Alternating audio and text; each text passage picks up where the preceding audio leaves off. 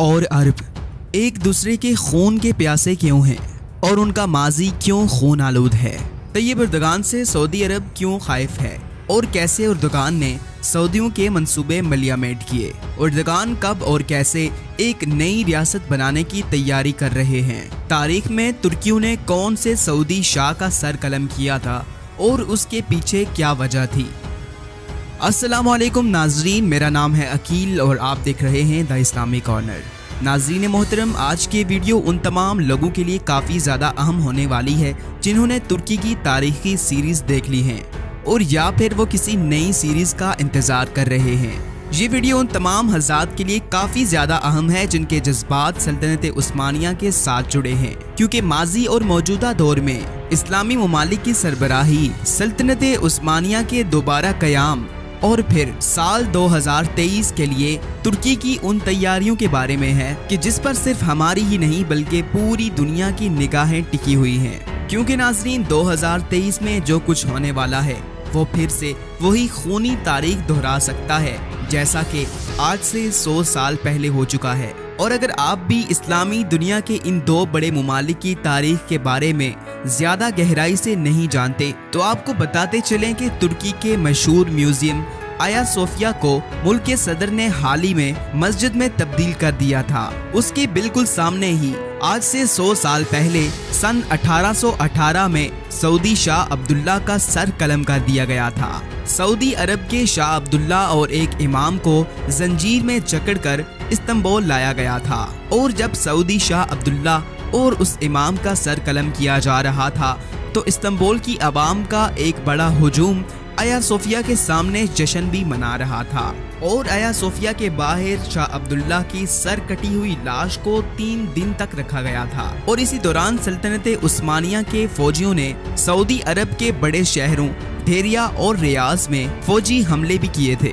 اور اب یہ بات کافی مشکل ہے کہ سعودی عرب ترکی کے ساتھ اپنی اس بری تاریخ کو بھول سکے، کیونکہ جب بھی سعودی عرب اپنی تاریخ پر نظر ڈالتا ہے تو اسے ترکی کا وہ ہولناک منظر یاد آتا ہے۔ ایک خاص طبقے کے مورخین بتاتے ہیں ترکی ہمیشہ سعودیوں کو ایک بدتمیز طبقہ سمجھتے تھے، اگرچہ سعودی عرب کے 2 شہر مکہ اور مدینہ ہیں جو کہ اسلامی دنیا کے بہت بڑے مقامات ہیں، اور حالانکہ ترکی کے لوگ وہاں پر قابض بھی رہے۔ ناظرین، آپ کو یہاں پر یہ ایک اہم بات بتاتے چلیں کہ شاہ سلیمان جو کہ اس وقت سعودی عرب کے بادشاہ ہیں اور ان کے بیٹے محمد بن سلیمان عبداللہ بن سعود کی ہی نسل سے ہیں۔ تاریخ سے ہمیں یہ بھی پتہ چلتا ہے کہ 1932 سے پہلے سعودی عرب کو 2 مرتبہ ایک ملک بنانے کی کوشش کی گئی تھی، مگر دونوں مرتبہ ہی سلطنت عثمانیہ نے اس منصوبے کو ناکام بنا دیا تھا۔ پہلی بار 1818 میں جبکہ دوسری بار 1871 میں۔ سعودی عرب کی یہ کوشش اس وقت کامیاب ہوئی جب انہوں نے پہلی جنگ عظیم میں برطانیہ کا ساتھ دیا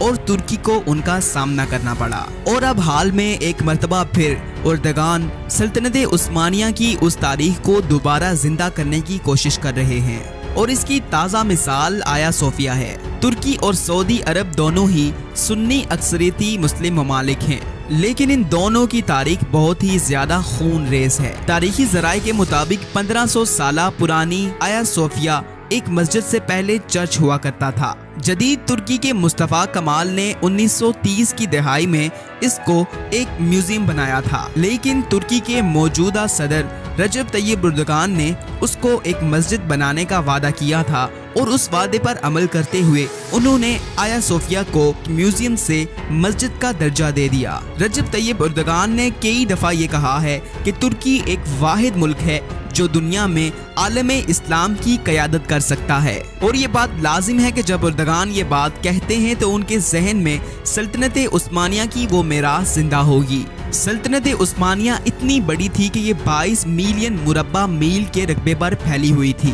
سلطنت عثمانیہ مصر، ایران، بلغاریہ، رومانیہ، میسیڈونیا، ہنگری، فلسطین، اردن، لبنان، عرب کے بیشتر علاقوں اور شمالی افریقہ کے بھی بیشتر علاقوں پر پھیلی ہوئی تھی۔ سلطنت عثمانیہ جو لگ بھگ سال 1299 میں قائم ہوئی تھی، وہ پہلی جنگ عظیم کے ساتھ ساتھ 1923 میں اپنے اختتام کو پہنچی تھی، اور اس کے بعد مصطفیٰ کمال پاشا کے زیر जदीद तुर्की की शक्ल हमें नजर आई। दूसरी जानब सऊदी अरब को ये लगता है कि इस्लामी मुकद्दस मुकामात मक्का और मदीना मुनव्वरा उसके ज़ेरे साया हैं, जो कि सऊदी ऐवान के मातहत चलाए जा रहे हैं, जहां पर हर साल लाखों की तादाद में पूरी दुनिया से मुसलमान आते हैं। और ऐसी सूरत हाल में सऊदी अरब ये समझता है कि सिर्फ वही इस्लामी दुनिया की क़यादत कर सकता है। और दिलचस्पी की बात यह है कि यहाँ पर एक और तीसरा खिलाड़ी भी मौजूद है,